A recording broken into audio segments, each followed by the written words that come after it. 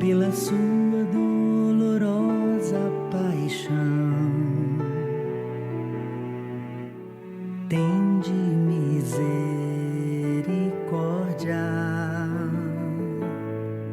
Pela sua dolorosa paixão, tende misericórdia.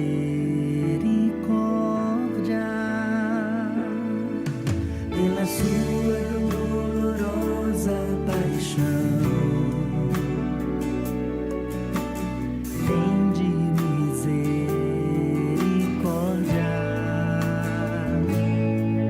Pela sua dolorosa paixão, tende misericórdia. Jesus, Jesus, eu confio em vós, eu confio em vós. Jesus, Jesus, eu confio em vós, eu confio em vós.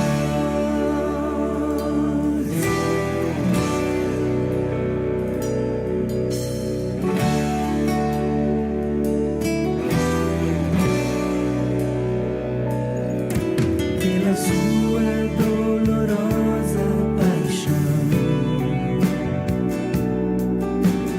tende misericórdia. Pela sua dolorosa paixão, tende misericórdia. Jesus, Jesus, eu confio em vós, eu confio em vós. Jesus, Jesus, eu confio em vós, eu confio em vós. Jesus, Jesus, eu confio em vós, eu confio em vós. Jesus, Jesus, eu confio em vós, eu confio em vós.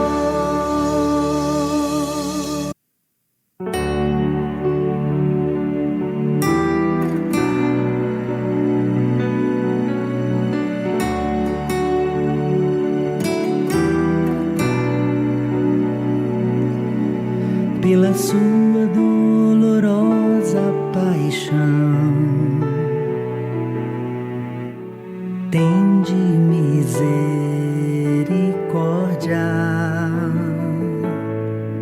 Pela sua dolorosa paixão,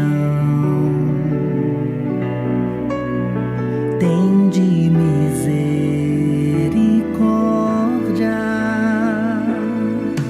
Pela sua dolorosa paixão, tende misericórdia.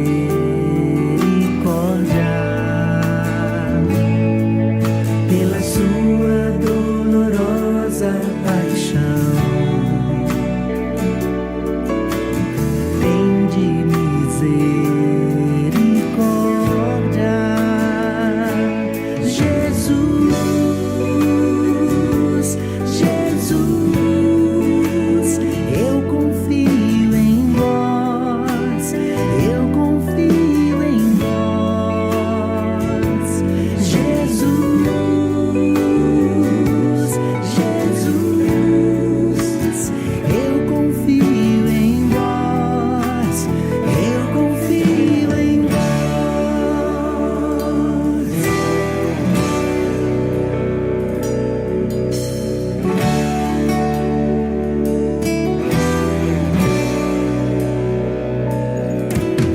pela sua dolorosa paixão. Tende misericórdia pela sua dolorosa paixão. Tende misericórdia. Jesus, Jesus, eu confio em vós, eu confio em vós. Jesus, Jesus, eu confio em vós, eu confio em vós. Jesus, Jesus, eu confio em vós, eu confio em vós. Jesus, Jesus, eu confio em vós, eu confio em vós.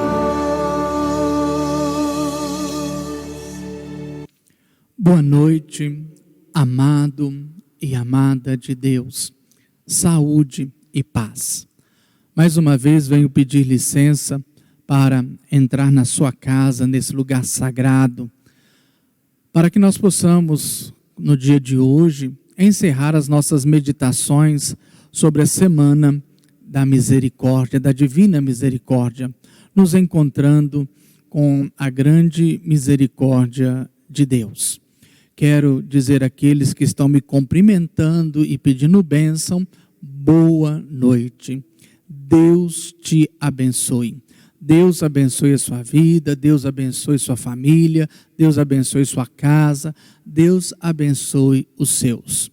Hoje nós vamos então meditar a última parábola da misericórdia, que está no capítulo 15 do Evangelho de Lucas. Já meditamos as duas primeiras e hoje nós vamos entender este grande carinho da ternura de Deus por cada um de nós, seus filhos, independente se formos o primogênito ou se formos o filho mais novo, sem juízo. Então, nós vamos iniciar esse nosso momento orante, em nome do Pai, do Filho e do Espírito Santo. Amém. Rezemos juntos. Pai nosso, que estais nos céus, santificado seja o vosso nome. Venha a nós o vosso reino. Seja feita a vossa vontade, assim na terra como nos céus. O pão nosso de cada dia nos dai hoje. Perdoai-nos as nossas ofensas, assim como nós perdoamos a quem nos tem ofendido. Não nos deixeis cair em tentação, mas livrai-nos do mal. Amém. Ave Maria, cheia de graça, o Senhor é convosco. Bendita sois vós entre as mulheres, e bendito é o fruto do vosso ventre, Jesus. Santa Maria, Mãe de Deus, rogai por nós, pecadores, agora e na hora de nossa morte. Amém. Creio em Deus Pai, Todo-Poderoso, Criador dos céus e da terra. Creio em Jesus Cristo, seu único Filho, nosso Senhor, que foi concebido pelo poder do Espírito Santo, nasceu da Virgem Maria, padeceu sobre Pôncio Pilatos, foi crucificado, morto, sepultado, desceu à mansão dos mortos, ressuscitou ao terceiro dia, subiu aos céus, está sentado à direita de Deus Pai Todo-Poderoso, donde há de vir julgar os vivos e os mortos. Creio no Espírito Santo, na Santa Igreja Católica, na comunhão dos santos, na remissão dos pecados, na ressurreição da carne, na vida eterna. Amém.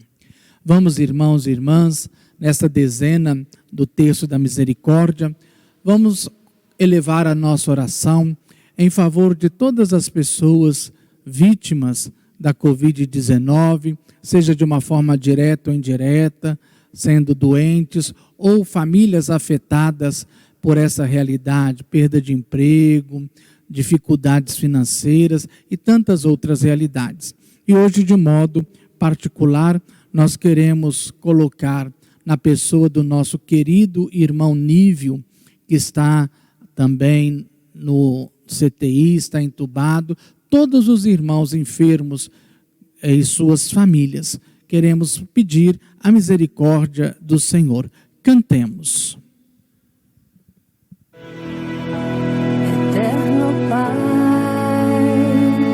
eu vos ofereço o corpo e o sangue,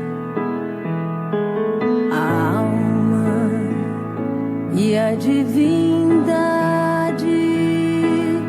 de vosso diletíssimo Filho, nosso Senhor Jesus Cristo, em expiação dos nossos pecados e do mundo inteiro, pela sua dolorosa paixão. Tende misericórdia de nós e do mundo inteiro.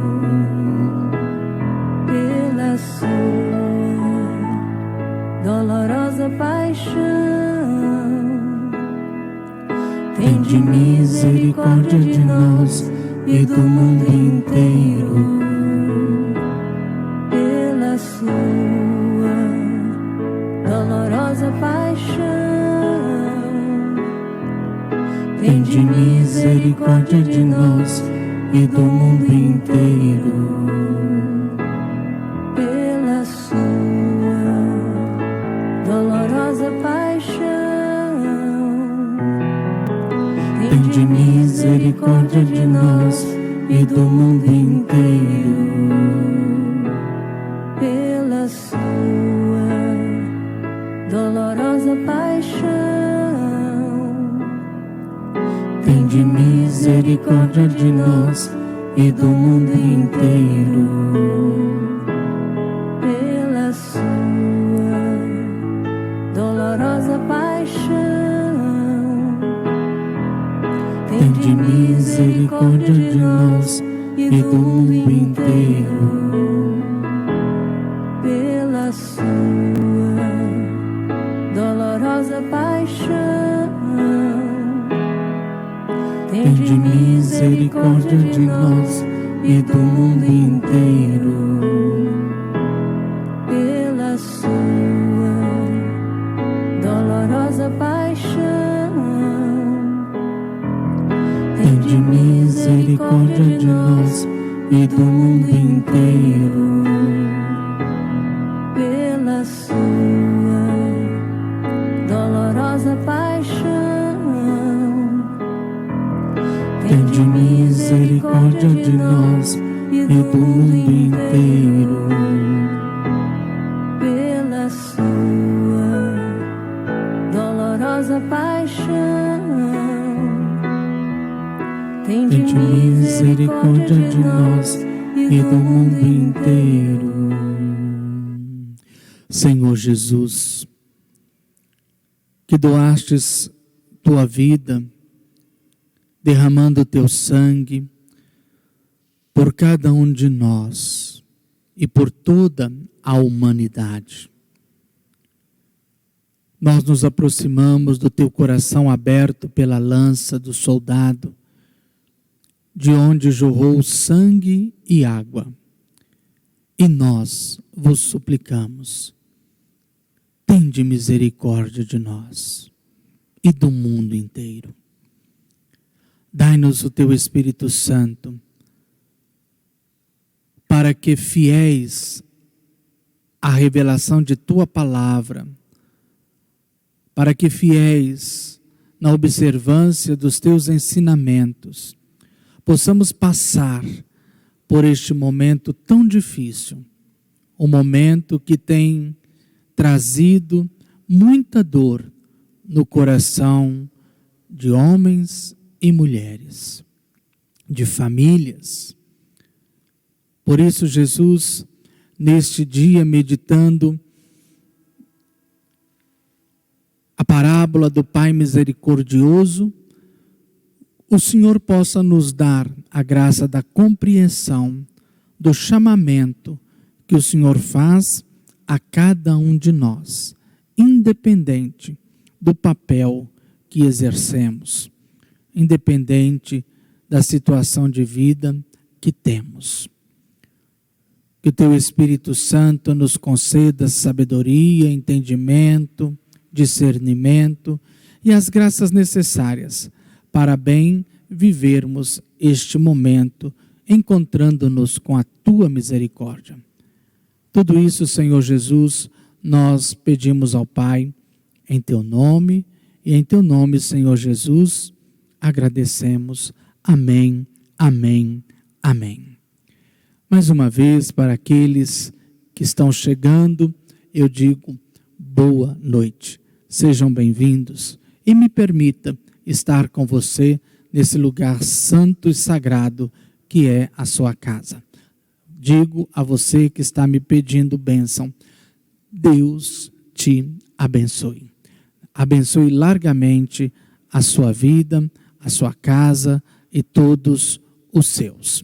Amados irmãos e irmãs, dando continuidade a esse nosso ensinamento, a esse caminho que nós estamos fazendo sobre a divina misericórdia, vamos então nos ater agora a essa última parábola que das 3 parábolas, digamos assim, vai fechar com chave de ouro esta nossa meditação. Portanto, vamos pegar aí o Evangelho de Lucas, capítulo 15, versículo de 11 a 32. Lucas, capítulo 15, versículo de 11 a 32. Só recapitulando, se você não participou dos outros encontros, você pode acessar o meu Facebook ou você pode acessar o meu YouTube, para que você então possa se inteirar do assunto, porque nós vamos trazer a continuidade daquilo que nós já estamos meditando, refletindo. Nós não podemos esquecer que nós estamos dentro de um contexto de 2 grupos que estão ali diante de Jesus. Primeiro grupo, Jesus está contando essa parábola, como contou as outras, para os pecadores e os publicanos. Pessoas que eram excluídas da sociedade judaica. Eram essas pessoas que se reuniram para ouvir Jesus, porque os mestres da lei não deixavam os pecadores e os publicanos se reunir com eles. Muitos nem ensinavam, porque era recomendado que se evitasse ao máximo ter contato com essas 2 classes de pessoas, os publicanos e os pecadores. Como eu já disse, havia alguns rabinos que jamais se dirigia a palavra para eles, porque eles eram considerados rejeitados. Eles eram considerados aqueles aos quais já estavam condenados, que Deus não olhava por eles.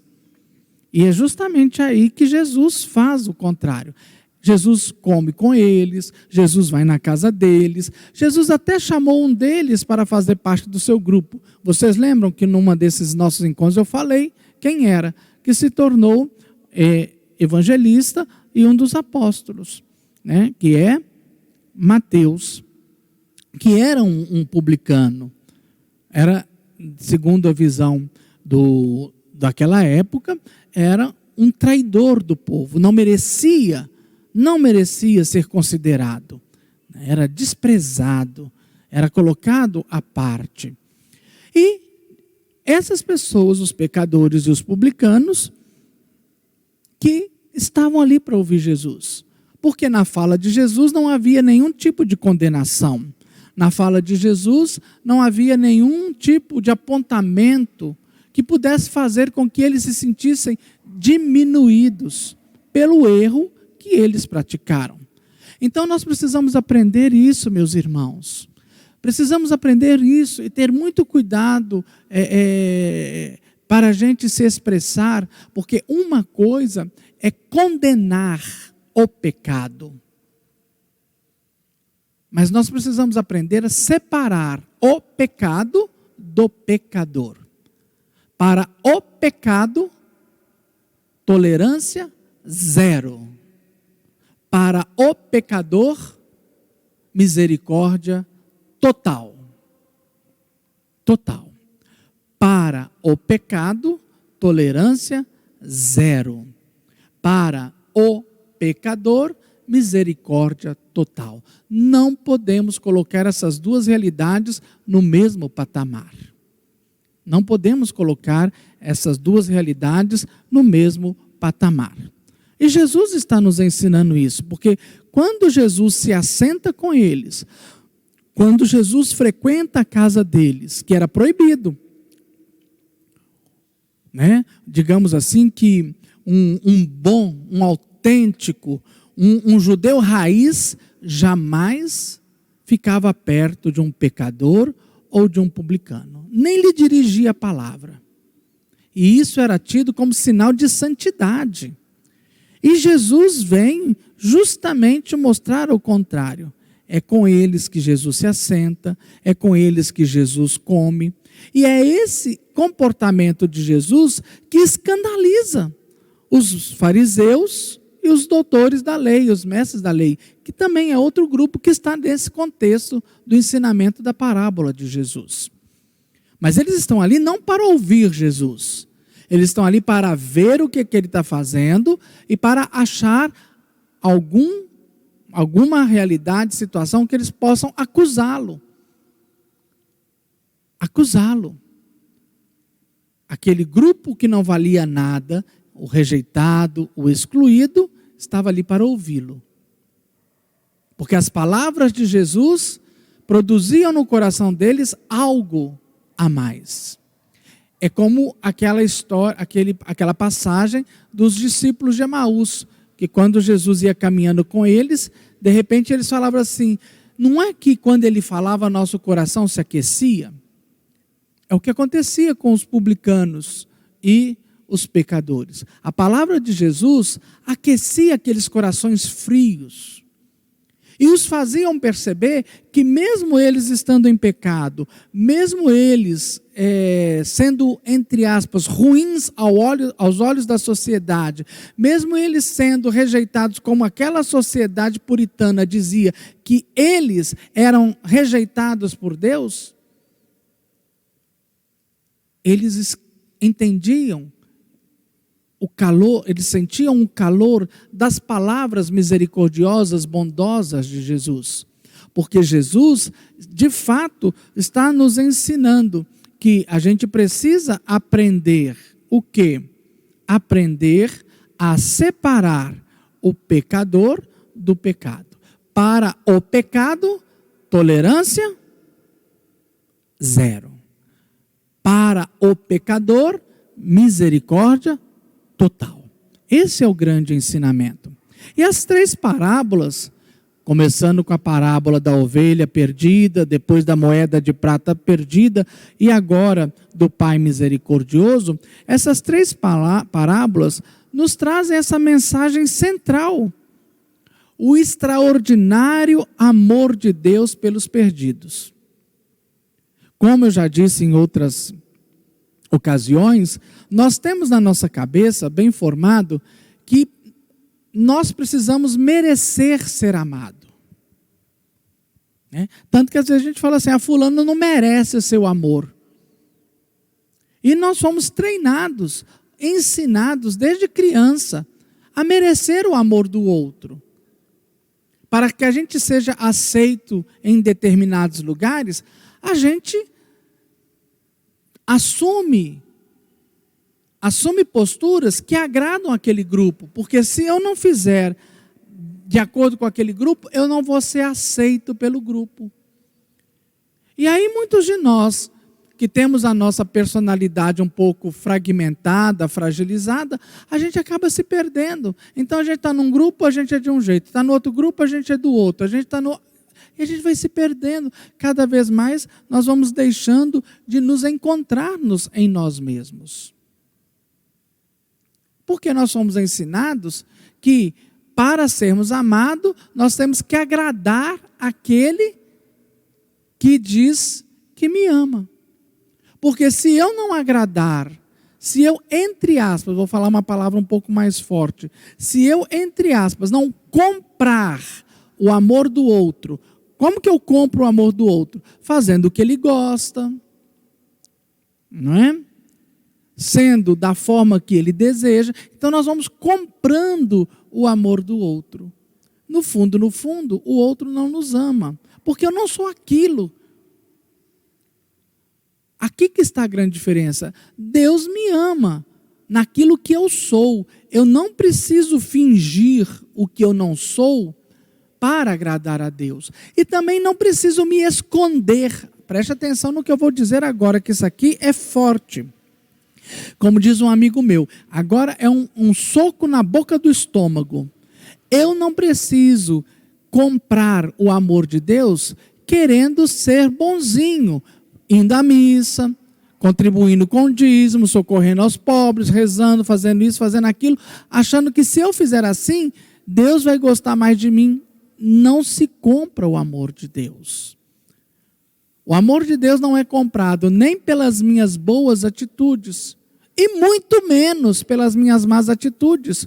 O amor de Deus é gratuidade. Deus me ama não porque eu posso oferecer alguma coisa. Deus me ama porque Deus é amor. Por isso nós precisamos estar muito atentos a esta palavra. As 3 parábolas nos revelam o amor extraordinário de Deus pelos perdidos.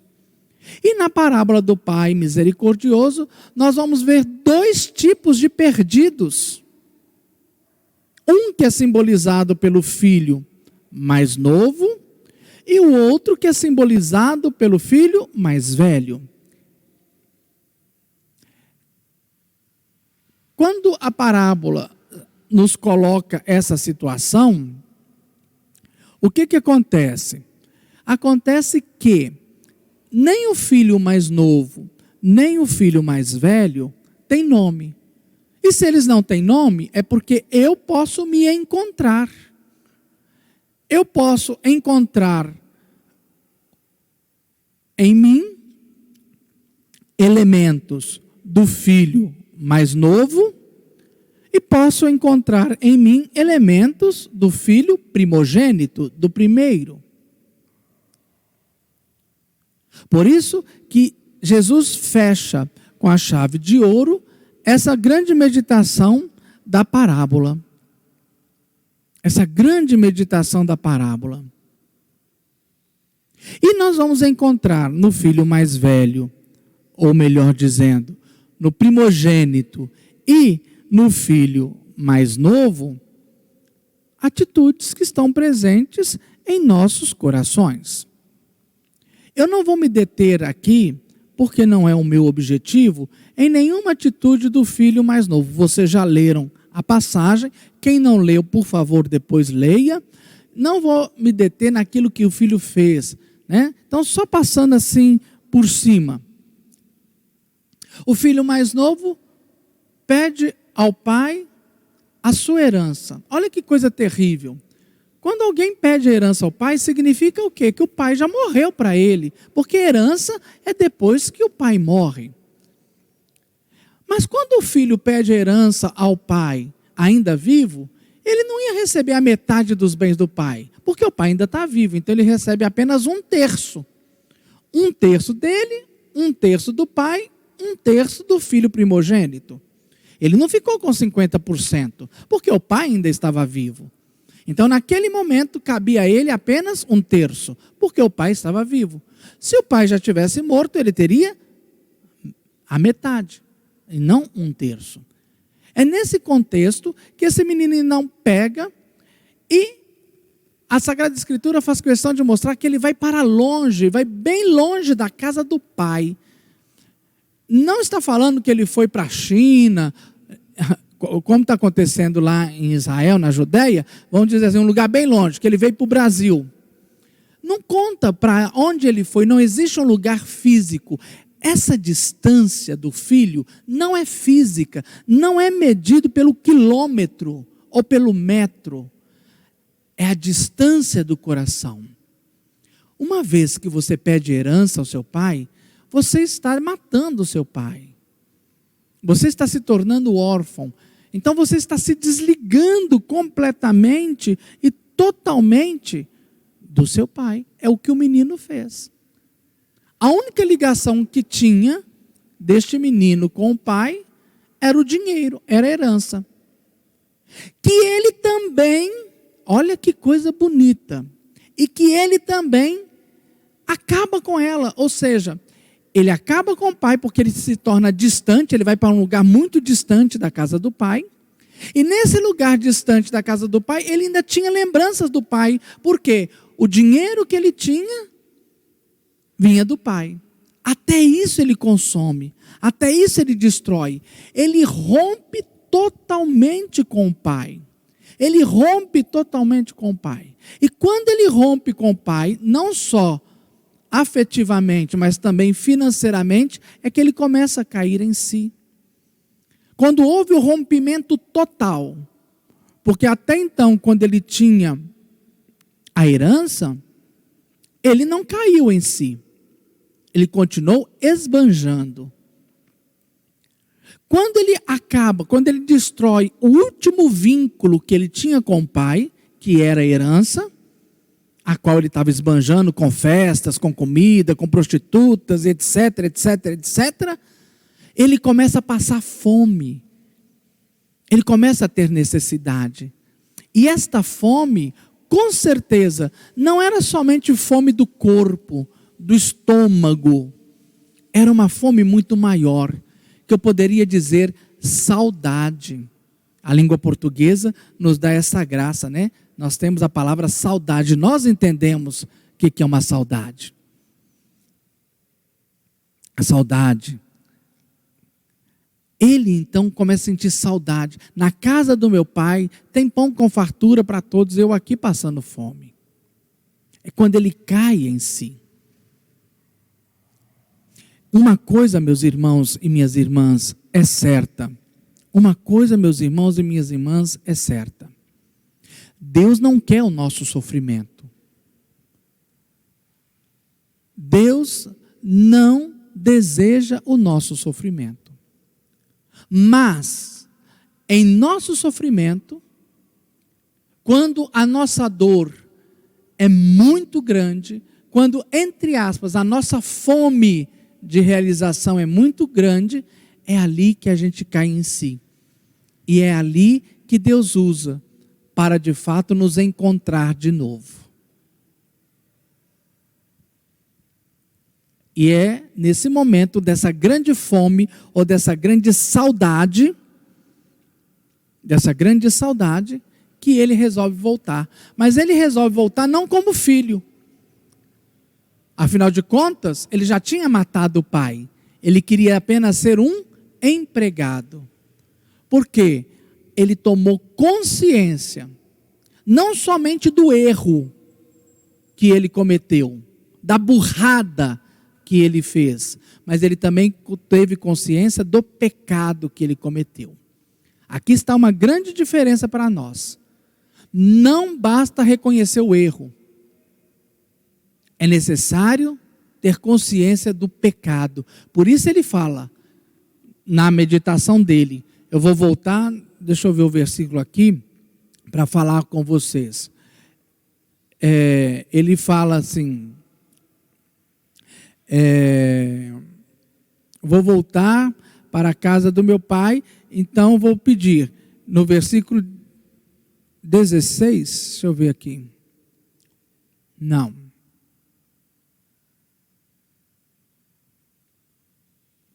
Gente do céu, deixa eu achar aqui, porque o padre agora está ruim dos negócios.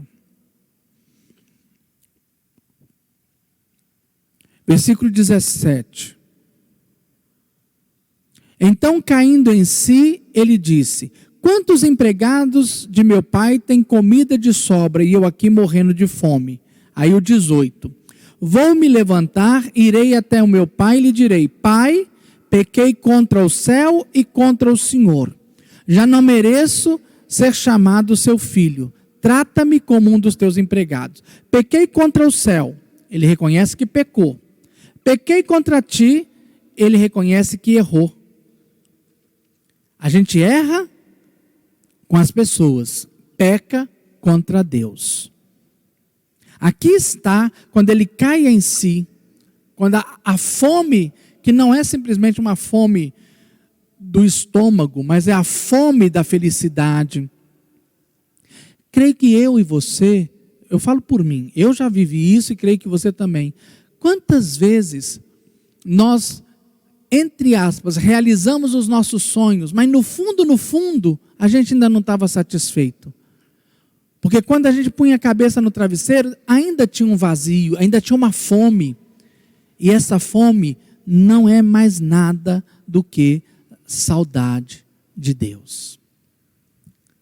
Saudade de Deus. É a grande fome que nós temos, é de Deus. Ele volta. E aí que nós vamos então entender a grandeza do Pai. Versículo 20. Versículo 20. E o menino, então, volta para a casa do pai com aquela intenção de pedir ao pai: pequei contra o céu e contra ti, não mereço ser chamado seu filho. Olha que interessante. No versículo 20, quando o pai o avista, quando o pai vê que ele está vindo, olha o que diz o texto. Então se levantou e foi ter com o pai. Ele ainda estava longe, quando seu pai o viu. Encheu-se de compaixão e, correndo, lançou-se ao pescoço dele e o beijou com ternura. Diferente da primeira parábola da ovelha e da moeda, o pai não foi atrás, o pai não foi procurar. O pai só foi ao encontro dele porque ele estava vindo ao encontro do pai. Preste atenção nisso. O pai só foi ao encontro dele porque ele estava vindo ao encontro do pai. Por que o pai não foi ao encontro dele? Como na parábola da ovelha e como na parábola da moeda perdida. Porque para ele o pai estava morto. Ele já tinha matado o pai dele. Ele tinha cortado todas as relações. E mesmo que se o pai fosse, ele não se deixaria encontrar. Porque o coração dele queria distância do pai. Quando ele cai em si, ele percebe que ele sente essa fome, essa saudade. Ele então toma a atitude de ir, voltar. E é justamente no caminho de volta, porque aí ele caiu em si. Não, eu tenho que reviver o meu pai. Eu não sou digno. Mas eu preciso reconhecer que meu pai está vivo. E é justamente aí que ele reconhece que o pai está vivo, é que o pai então vai ao encontro dele. E como o pai vai ao encontro dele? Chegando lá, o pai demonstra o que para com o filho? Uma profunda compaixão. Uma profunda compaixão. O texto aqui traz uma nuance muito interessante, porque um ancião, não, segundo a tradição, um ancião jamais poderia correr, porque ele é indigno. Quem corre é jovem. Ancião não corre, porque o ancião é respeitado. O ancião é aquele que já tem domínio das suas atitudes. O ancião é aquele que já é experimentado da vida, que diferente do jovem, que tudo é mais na emoção, né? O jovem é assim, tudo é mais na emoção, tudo é no calor das coisas. Uma pessoa anciã, uma pessoa que já é mais velha, experimentada para a vida, não é que ela não sente, mas ela domina mais os sentimentos. Por isso que um ancião jamais vai correr. Porque o ancião correndo é algo contrário ao próprio nome de ancião. Porque isso é típico de quem é jovem. Mas o texto faz questão de dizer que saiu correndo ao encontro dele. Aqui está o contraditório. E é um contraditório bonito. O pai sai correndo. Não se importou com o contraditório. O que era importante para ele? O filho. Este filho, que daqui a pouco nós vamos ver, o pai disse, estava morto e viveu, estava perdido e foi encontrado. O pai corre, porque o pai também estava com saudade dele. Por que o pai não foi atrás dele enquanto ele estava distante? Porque o pai lhe respeita a liberdade. Diferente da ovelha e da moeda. A ovelha e a moeda não se perderam porque elas queriam se perder. Por alguma vicissitude da vida. Por alguma situação. Ao contrário do filho mais novo. O filho, de fato, se perdeu porque ele quis. Foi por livre e espontânea vontade dele. Ele quis se perder. E até para ele, preste atenção no que eu vou falar aqui. É um conceito muito bonito isso na psicologia. Até para ele ser encontrado, primeiro ele precisava se encontrar. Porque quem não se encontra, nunca é encontrado por ninguém e nem por nada. Por isso existem tantas pessoas insatisfeitas. Nada satisfaz. O problema não está nas coisas, é porque a pessoa ainda não se encontrou.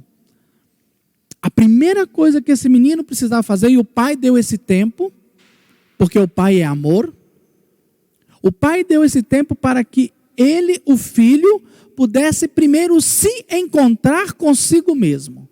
E uma vez que ele se encontra consigo mesmo, aí sim, agora ele pode ser encontrado por alguém.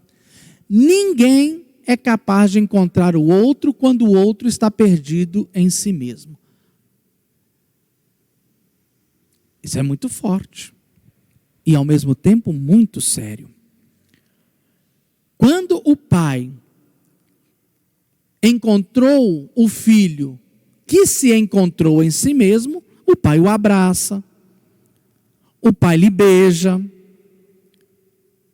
o pai lhe faz carinho, o pai faz com que o filho sinta que realmente ele é pai.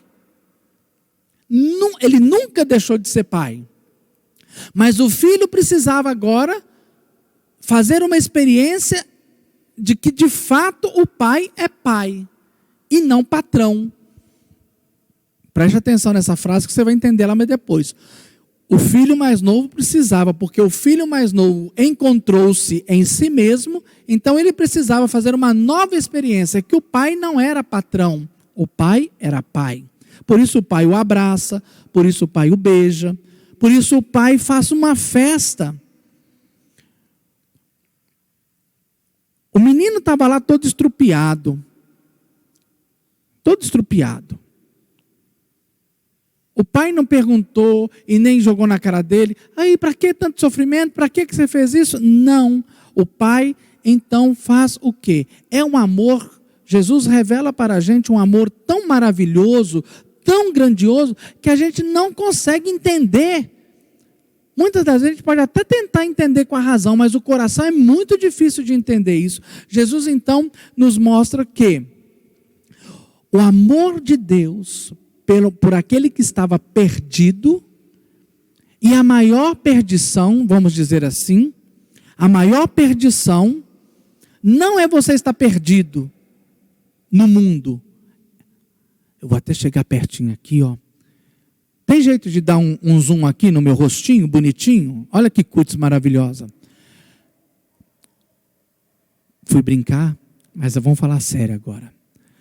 A maior perdição não é você se perder no pecado e no mundo. A maior perdição é você se perder em si mesmo. Porque o dia que você se perde em si mesmo, ninguém é capaz de te encontrar.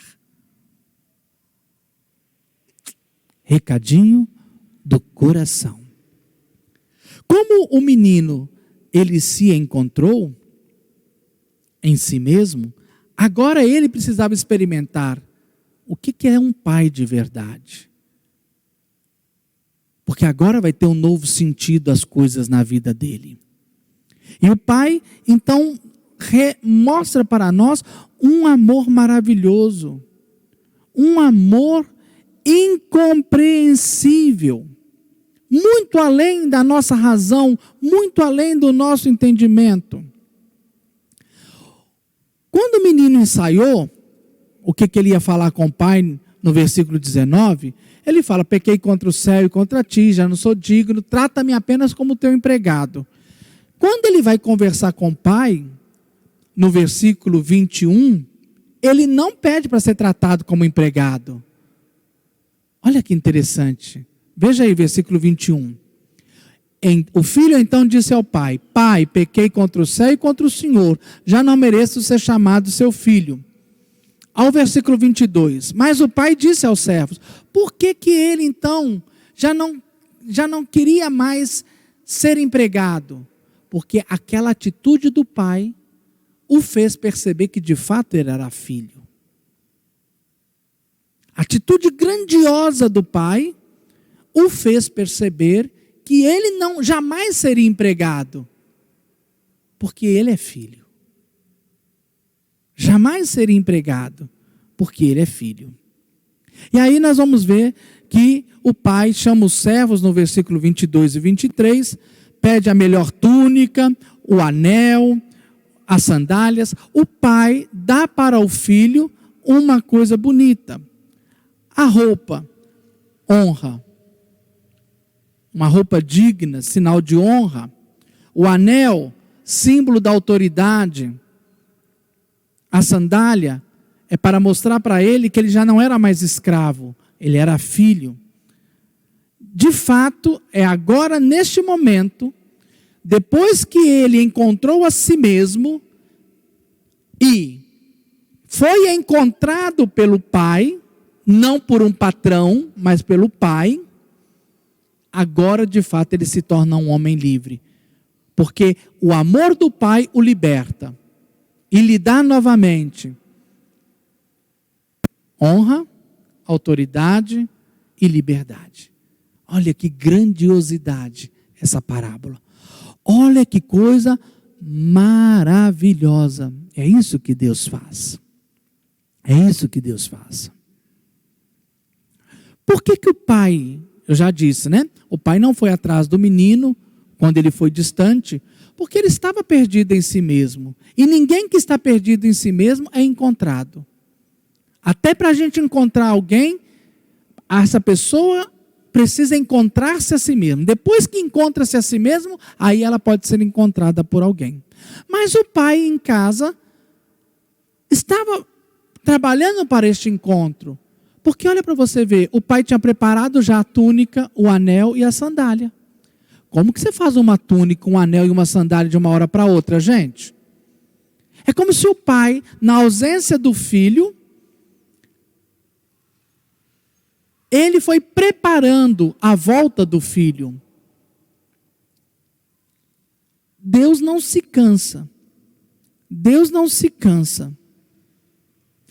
Estou vendo aqui a Esther falando que já fez esse retiro comigo. Por favor, vocês que estão participando dessa live e que já fez esse retiro comigo, não comenta, porque eu ainda vou fazer esse retiro aqui. Assim que acabar a pandemia, nós vamos fazer esse retiro e vou convidar outras pessoas. Então, quem já fez, não comenta, por favor. Então, olha para você ver. O pai, durante a ausência do filho, o pai, enquanto o filho estava perdido em si mesmo, o pai estava preparando este reencontro, preparando a sua túnica, preparando o seu anel e preparando a sua sandália. É assim que verdadeiramente Deus encontra aquele que está perdido. Mesmo que ele não vá atrás nas distâncias que o outro toma, Mas Deus prepara o encontro. E é ali que o pai fala: por que ele está fazendo isso?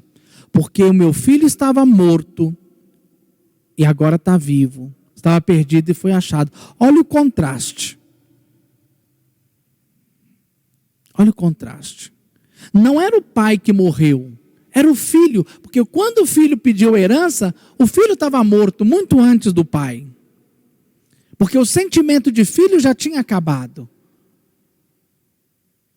Já tinha acabado. Não é verdade? Agora, o filho de fato sente-se filho. Por que o filho de fato sente-se filho? Ele estava morto, agora está vivo. Por quê? Agora ele se sente filho de fato. Porque ele encontrou-se a si mesmo. E encontrando-se a si mesmo, ele também encontra o amor do Pai. Um amor que nunca deixou de existir, só que não era percebido. Porque uma pessoa que está perdida não percebe o quanto é amada. Não percebe o quanto que é amada. Perdido e achado são contrastes maravilhosos. Contrastes maravilhosos. Não é verdade? Agora, entra em cena o filho mais velho. Mas nem o filho mais velho ou primogênito e nem o filho mais novo tira a centralidade da ação do pai. Este pai, de fato, perdeu os 2 filhos. Ele tinha 2 filhos perdidos. O filho mais novo, perdido, que foi para longe, em outros lugares. Só um momento, por favor.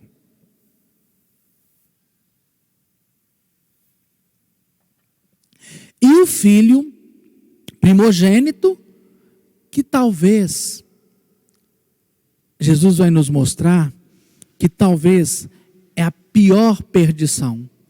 O filho mais velho estava perdido, era dentro de casa. Era dentro de casa. Olha para você ver. O filho mais velho ou primogênito nunca se afastou do pai, mas também nunca esteve próximo do pai. O primogênito sempre teve todo o amor que precisava, mas também sempre esbanjou o amor e a presença do pai. Olha o versículo 25. Seu filho mais velho estava no campo. Quando voltava, já perto de casa, ouviu músicas e danças, chamou os servos e lhe perguntou o que era aquilo. O servo então disse: seu irmão chegou e seu pai matou um bezerro gordo, porque o recuperou com saúde. Então ele ficou cheio de raiva e não queria entrar. O pai saiu e insistia com ele. Olha para você ver, o pai agora vai buscar o filho mais velho. Teoricamente ele não precisava buscar o filho mais velho, porque o filho mais velho nunca saiu de perto do pai. Mas mesmo ele estando perto, ele estava distante do pai. Por quê? Onde que estava essa distância? Por que o filho mais velho ou primogênito se perdeu sem sair de casa? Olha que coisa horrível. O filho primogênito mais velho se perdeu sem sair de casa. Não foi por causa de ciúmes. Aqui não tem nada a ver com ciúmes. Aqui a relação é outra. Olha que interessante. Olha que interessante. Nas palavras do filho mais velho, nós vamos entender o drama do filho. Olha o drama do filho, que mesmo sem sair de casa, estava tão perdido quanto o outro.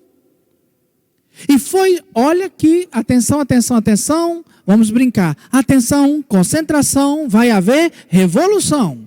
Preste atenção. A atitude do filho mais novo, que volta, porque encontrou-se a si mesmo, fez com que o filho primogênito mais velho percebesse que ele era tão perdido quanto o filho mais novo. E que ele também já tinha matado o pai, sem usar essas palavras. Sem usar essas palavras. Olha o que ele diz. O que o filho mais velho disse ao pai: eu sirvo o Senhor há anos, há tantos anos, nunca desobedeci nenhuma ordem sua, e o Senhor nunca me deu um cabrito para eu festejar com os meus amigos. Olha que coisa terrível. Aqui não é uma relação de amor. O filho mais velho não tem amor para com o pai. Não existe uma relação de amor, apesar dele nunca ter saído de casa. Ele não via o pai como pai. Ele via o pai como um patrão. Porque ele não sentia-se parte. Tanto que o pai responde para ele, chama o filho para a consciência, dizendo: filho, tudo que é meu é teu. Tudo que é meu é teu. Olha o versículo 31. Você está sempre comigo, tudo que é meu é seu também. Tudo que é meu é seu também.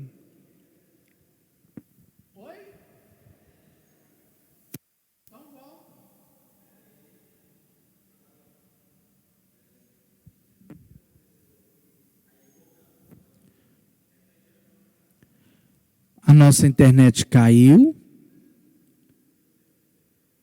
Tá vendo, gente? Quando a gente fala coisa séria, até a internet cai. Atenção, voltamos? Voltamos, graças a Deus. Graças a Deus. Então, vou começar do começo, vou começar do final. Isso. Vou voltar aqui, preste atenção. Quando o filho diz para o pai: eu te obedeci, vamos lá no versículo, vamos começar aqui de novo. Versículo 29. Eu sirvo o Senhor há tantos anos, nunca desobedeci nenhuma ordem sua. E o Senhor nunca me deu um cabrito para eu festejar com meus amigos. Isso não é relação de amor. Isso é relação de serventia. No fundo, o filho primogênito não amava o pai. Ele queria comprar o amor do pai. E como que ele queria comprar o amor do pai? Servindo o pai, obedecendo o pai, fazendo as coisas pelo pai. Ele queria uma recompensa. Ele não fazia na gratuidade. Por isso ele se auto-justifica. Nunca desobedeci. O pai espera muito mais de um filho do que obediência. Um pai espera muito mais de um filho do que subserviência. O pai espera mais.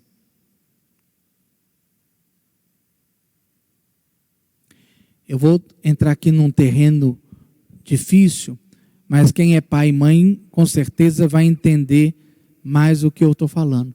Tem filho que faz muito mais coisa errada e é mais próximo do pai do que aquele filho que é obediente e é muito distante. Vocês sabem do que eu estou falando. E quem for pai e for mãe, amanhã vai entender muito bem o que eu estou falando. Como diz o outro, é verdade ou é mentira? Você que é pai e mãe, o que eu estou falando? O que eu estou falando. Então, olha que interessante. O pai amava o filho, tanto novo quanto o primogênito. Mas nenhum dos dois sentia-se amado. Nenhum dos dois sentia-se amado. O filho primogênito tinha com o pai apenas uma relação de patrão e empregado. O pai responde, e ali ele mostra um grande contraste. Olha o versículo 31. Filho, você está sempre comigo. Tudo que é meu é seu. Mas é preciso festejar e se alegrar, porque o seu irmão estava morto e voltou a viver. Estava perdido e foi encontrado. O pai faz o filho perceber que o pai também o ama. E que o filho mais velho, primogênito, é participante do carinho e de tudo aquilo que o pai tem. Muito mais do que os seus bens, do próprio pai. E o pai ainda chama a consciência do primogênito, do mais velho, que não é, o filho não é do pai, é irmão dele. Quando o primogênito fala, esse seu filho aí, o pai quer mostrar para ele que não é o filho do pai. Ele precisa entender que aquele mais novo não é o filho do pai, é o irmão dele. Gente, isso é muito interessante, a gente faz isso demais. Dentro das nossas casas, vocês que são pais, vocês que são filhos, que têm mais irmãos, seu filho, é seu filho, é seu filho. A gente vai se esquecendo das nossas relações. Então, olha que tristeza. O filho mais velho, apesar de nunca ter saído da casa do pai, ele não sentia o pai e ele não sentia que era irmão. Olha que solidão terrível. Olha que solidão terrível. Não sentir o carinho do pai e não sentir que é irmão. Olha que vazio terrível. Por isso o pai chama a atenção. Porém, existe aí algo interessante. E agora eu vou concluir essa nossa parábola. Eu vou concluir a nossa parábola. Essas 3 parábolas mostram a centralidade de um Deus que busca quem está perdido. Em todas as 3 ele buscou quem estava perdido. Deus só não pode buscar aquele que está perdido nele mesmo. E ali, mesmo ele não indo atrás, ele ainda prepara tudo, porque ele está buscando de uma outra maneira. Ele está preparando para que a hora que o filho cair em si, ele possa ser encontrado por Deus. Segundo, nós vamos perceber que o pai busca intensamente o outro. Tanto, entre aspas, aquele que o matou, quanto aquele que nunca o percebeu como pai, apesar de deixá-lo vivo. O pai traz todos os dois de volta. Traz todos os dois de volta ao seu coração. Ao seu coração. A mesma posição que o pai teve com um, teve com o outro, porque o pai é pai. É isso que Deus faz. Ele se posiciona como pai diante de quem está perdido. Seja os perdidos de longe, seja os perdidos de perto.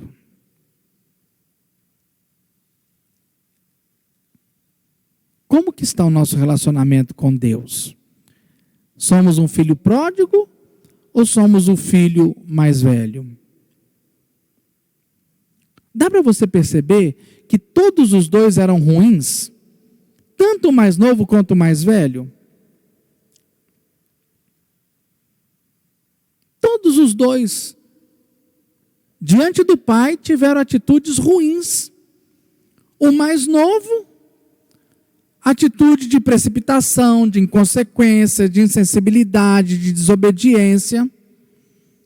E o filho mais velho era tão ruim. Por quê? O seu comprometimento com o pai e a sua obediência ao pai e o seu bom serviço ao pai era superficial. Era uma relação de trabalho, não de amor.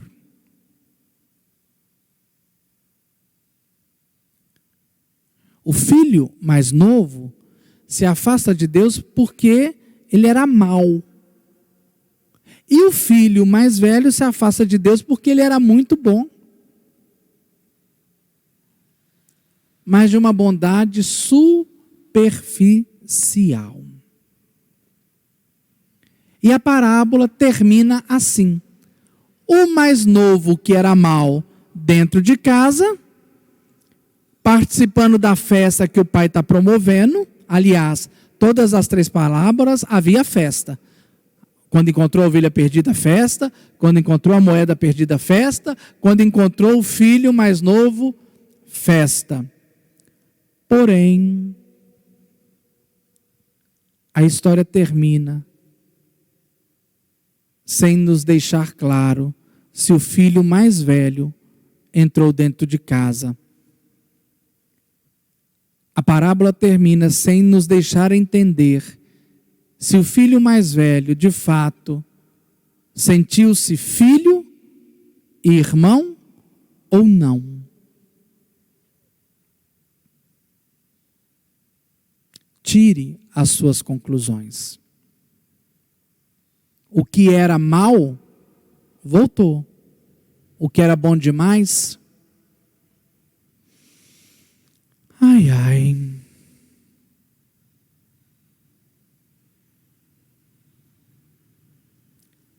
Ai, ai.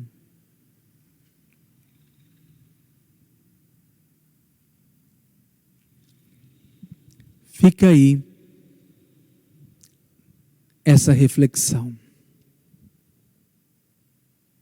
Infelizmente, ainda hoje dentro da igreja, existem muitos filhos mais velhos que estão dentro da igreja, não por amor, mas como empregados. Por isso sempre rejeitam os filhos mais novos.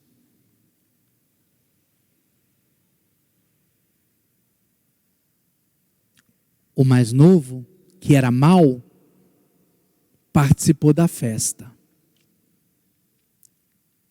O filho primogênito, que fazia tudo o que o pai queria. Participava das missas, cantava louvores, pregava, confessava, jejuava, trabalhava. Não sabemos se ele entrou na festa. Dele não se tem notícias. Aí está a parábola que Jesus conta para os pecadores e os publicanos, e fala também ao coração dos mestres da lei e dos fariseus, que se achavam tão bons e que cumpriam em tudo a lei do Senhor. Termino dizendo: quem tiver ouvidos para ouvir, que ouça. Convido você a contemplar o nosso ícone da misericórdia e, ouvindo essa música belíssima, convido você a fazer a sua oração pessoal.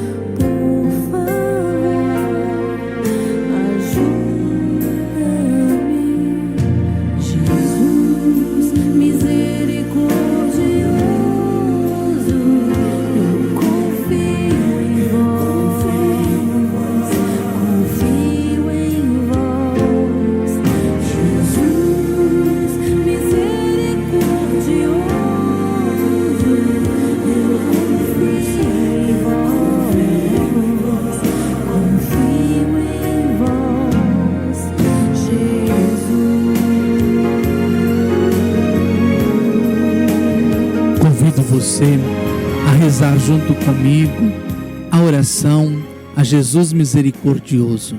Rezemos juntos. Ajudai-me, Senhor, para que os meus ouvidos sejam misericordiosos, de modo que eu esteja atento às necessidades dos meus irmãos e não me permitais permanecer indiferente diante de suas dores e lágrimas. Ajudai-me, Senhor, para que a minha língua seja misericordiosa, de modo que eu nunca fale mal dos meus irmãos, que eu tenha para cada um deles uma palavra de conforto e de perdão. Ajudai-me, Senhor, para que as minhas mãos sejam misericordiosas e transbordantes de boas obras, nem se cansem jamais de fazer o bem aos outros, enquanto aceite para mim as tarefas mais difíceis e penosas. Ajudai-me, Senhor, para que sejam misericordiosos também os meus pés, para que levem sem descanso ajuda aos meus irmãos, vencendo a fadiga e o cansaço, e o meu repouso esteja no serviço ao próximo. Ajudai-me, Senhor, para que o meu coração seja misericordioso e se torne sensível a todos os sofrimentos do próximo. Ninguém receba uma recusa do meu coração. Que eu conviva sinceramente, mesmo com aqueles que abusam da minha bondade. Quanto a mim, me encerro no coração misericordiosíssimo de Jesus, silenciando aos outros o que tenho que sofrer. Vós mesmo mandais que eu me exercite em 3 graus de misericórdia. Primeiro, ato de misericórdia, de qualquer gênero que seja. Segundo, palavra de misericórdia. Se não puder com a ação, então com a palavra. Terceiro, oração. Se não puder demonstrar a misericórdia com a ação nem com a palavra, sempre a posso com a oração. Minha oração pode atingir até onde não posso estar fisicamente. Ó Jesus, transformai-me em vós, porque vós tudo podeis. Amém, amém, amém.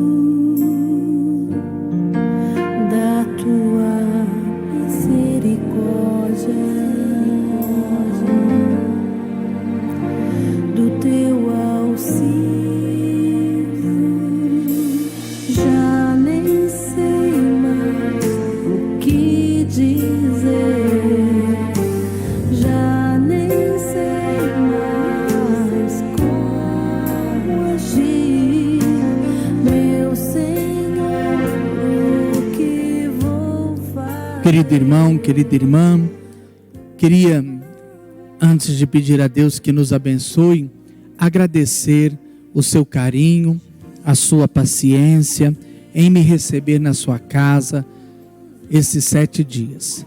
Na verdade, não são só 7, né? Porque desde o dia que foi decretado o toque de recolher, que nós suspendemos as nossas celebrações, se eu não me engano, no dia 14 ou 15 de março, diariamente, todo dia, eu tenho procurado estar com vocês, não é?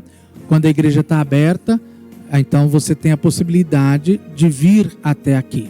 Como a igreja não podemos estar reunidos, então é uma forma que eu encontrei para estar com você nessa meditação. Começamos com os textos falando sobre a bondade, o cuidado de Deus, depois entramos na Semana Santa e agora essas meditações sobre a Divina Misericórdia. Então, eu queria dizer a você, meu muito obrigado por você ter paciência em me aguentar esse tempo todo, porque não é fácil, não é verdade? Então terminamos a temporada. Eu estou igual aqueles episódios da Netflix, né? Terminamos então a temporada da Misericórdia Divina e agora aguardem a próxima temporada. Qual que vai ser a próxima temporada? Tchan, tchan, tchan, tchan. Tchan, tchan, tchan, tchan. Não vou falar. Aguardem. Nós vamos comunicar através da nossa rede social. Queria dizer a você que não esteve aqui na igreja domingo, vocês que mandaram o nome para mim até sexta-feira, e alguns ainda no sábado, para receber as mensagens pelo WhatsApp, aquelas pessoas que vieram aqui, olha que coisa bonita, passaram por esta igreja e receberam aquele presente maravilhoso. Quem recebeu aí pode dar o testemunho. Muito maravilhoso. Para mim, o maior presente foi aquele gesto de misericórdia de Jesus para com cada um de vocês que aqui estiveram, não é verdade? Vocês receberam esse gesto misericordioso e amoroso de Deus, onde houve o perdão dos seus pecados e a força, o alimento da Eucaristia.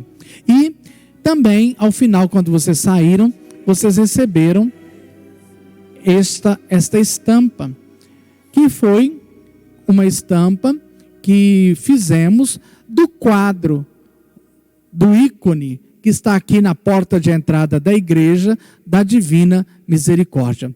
Nós fizemos então uma foto, né? Uma foto bem feita aí do quadro, mandamos fazer as estampas para que você possa. Uma das promessas de Jesus é isso, que quem contempla este quadro da Divina Misericórdia ia receber graças e favores. Então você que veio aqui no domingo, você já levou. Mas esse não foi o maior presente, não é verdade? O maior presente foi outro. Foi outro, né? Que a gente não pode falar para não dar ciúmes. Mas se você não recebeu e quiser essa estampa, você pode a partir de amanhã passar aqui na nossa secretaria e pegar a sua estampa.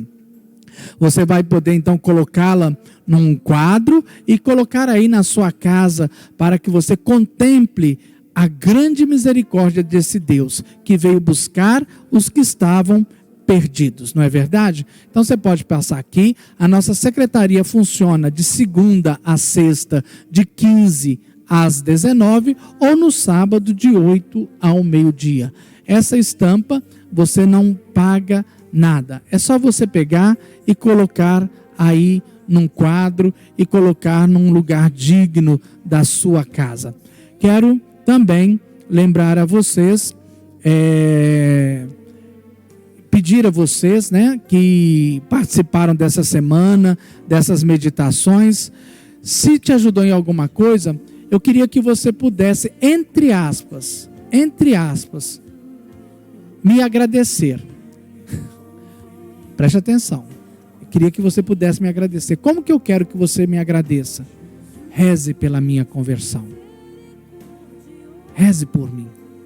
O que eu preciso é da sua oração. Eu preciso da sua oração. É esse o agradecimento que eu te peço, tá bom? Depois nós vamos continuar fazendo as nossas transmissões. Vou pedir vocês, né, pelo menos amanhã, talvez terça ou quarta, um pouquinho de descanso, porque é muito pesado. Às vezes você vê aí eu falando uma hora e pouquinho, mas você não sabe o tanto de tempo que eu gasto para estudar, para buscar significado das palavras, para contextualizar, para passar alguma coisinha para você. Volto a dizer, aqui não foi aula, aqui é apenas uma partilha do meu coração. Então, quero agora nesse momento abençoar você, mas nas redes sociais, sempre nós vamos estar tendo em contato, mas não perca a próxima temporada. Acabamos a temporada da misericórdia, não vai ser mais cenas do próximo capítulo, mas o meu contra-regra está lá gritando, eu não estou entendendo nada que ele está falando. Mas o que acontece? Terminamos essa temporada da misericórdia e vamos agora pensar numa próxima temporada para a gente poder realizando aí um pouquinho dessa bondade e ternura de Deus. Eu quero te abençoar. Curva a sua cabeça diante de Deus neste momento. O Senhor esteja com você. Ele está no meio de nós. Que o Senhor te abençoe e te guarde. O Senhor volte para você a sua face e te conceda a sua graça. O Senhor volva para você o seu olhar e te dê a paz.